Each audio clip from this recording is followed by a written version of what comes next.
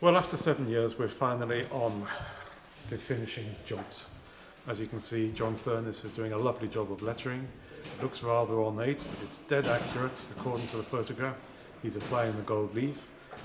We're doing several engineering checks, making sure the brakes work okay. It's going out for its first run in over 80 years next Wednesday, which will be very exciting. All this, of course, for the grand launch on the 5th of October, when the Heritage Lottery will hand over the project to us as completed. That's going to be a load off our minds, and at last, bringing pleasure to lots of people who can ride in this unique vehicle for the first time in over 80 years. Well, they're not being applied by the region. You look at this when I waggle this. I can waggle the main forward. I think that's just different.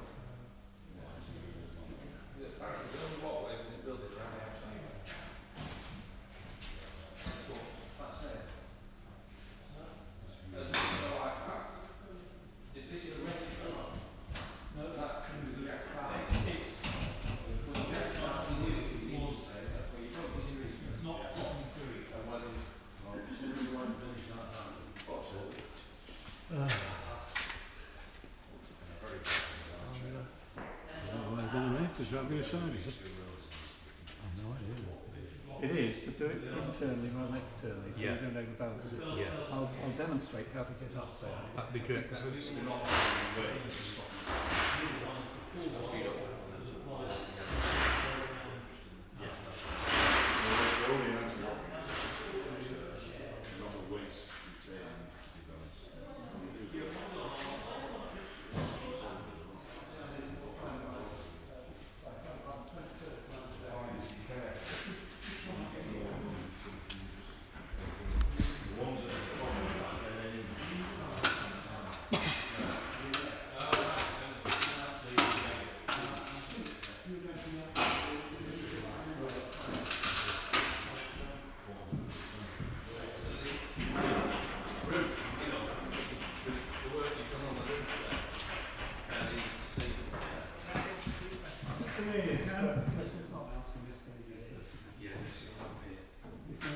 He's doing something business.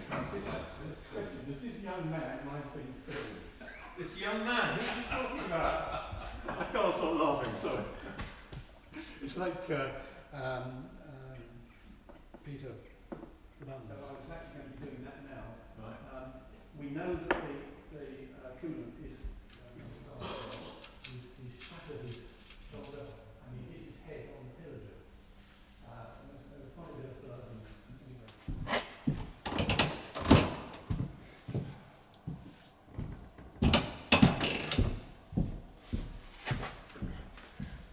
and I'm going to get my hat before I go underneath.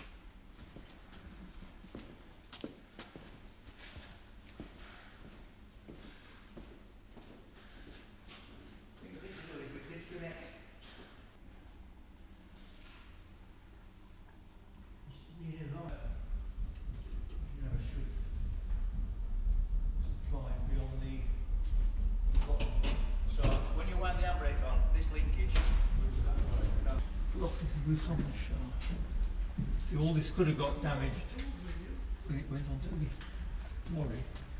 No, we've worked it since then.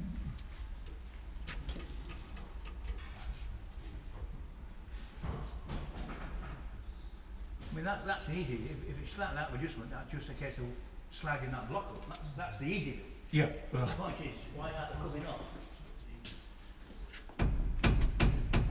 I can waggle the main pull rod. I think that's just stiffness in the rigging on the bogie. Well, crowbar, anyway. Well, they were stiff, they weren't actually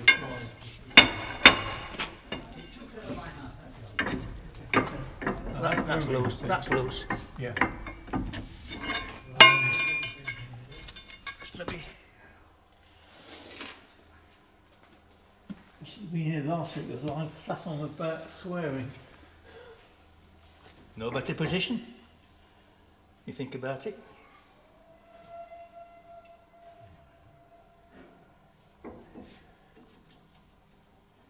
There's no tension in this handbrake forward, because that split pin turns quite easily.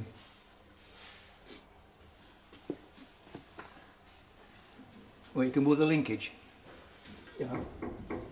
But more important, I can spin that split pin so there's no tension on it. no tension or compression.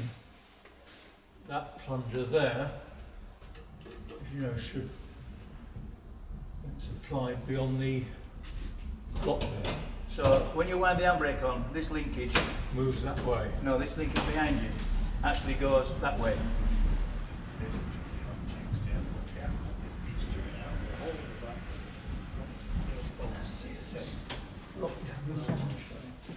Now, which way around did I say it went? I've forgotten now. So the rod pulled that way, so if I press the plunger, it should make the buzzer work. No, it's working now. The buzzer's working now. According to that email David sent, when that block touches that switch, that's when the handbrakes are off. I need to go through it. Okay. Rather than you sit there for a week.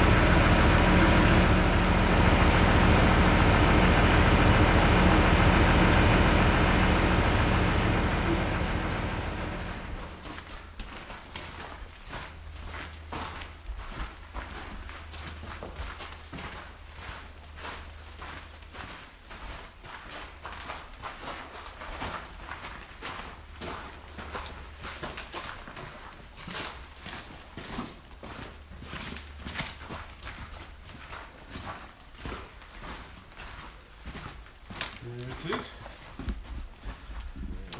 This is the North Eastern Railway auto coach, which is a vital part of the project in that it allows the autocar to pull sufficient number of passengers to make the venture worthwhile, to make it profitable.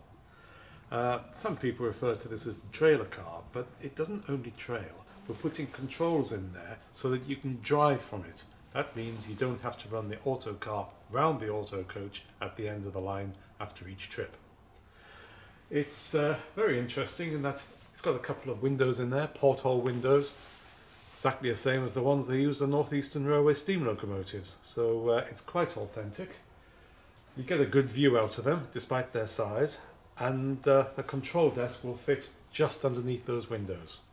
The driver will be seated rather than the olden days when the driver was standing up, so it's going to be a much more comfortable experience for him. That and the autocar will be capable of taking 90 to 100 passengers, which in terms of economics is a worthwhile number. And here we are inside a third class compartment. As you can see, it's quite luxurious. People will be very happy, I think, in the 21st century to ride in seats like this. We've got pictures to put in these frames and also acknowledge the generosity of our supporters. Here we see the beautiful etched glass on the clerestory. 21st century light bulb, we'll change that to a nice globe. This cardboard's protecting the floor, which we just got painted. And then I think we're about finished. Now let's see what the first class compartment looks like. This coach was originally all third class, but when they put a driving compartment at the end, so it could work as a single coach with a single locomotive, they thought, what are we going to do about first class passengers? Well, they converted this compartment to first class, but unlike most first class areas, you still had the same amount of space between you. It wasn't any larger. So the only difference really was the upholstery, and of course you were away from the third class passengers, which for first class people must have been quite important. Again, beautiful top lights on the clerestory, the nice edged glass. But the button back gabardine seating looks absolutely gorgeous. That's what made the difference.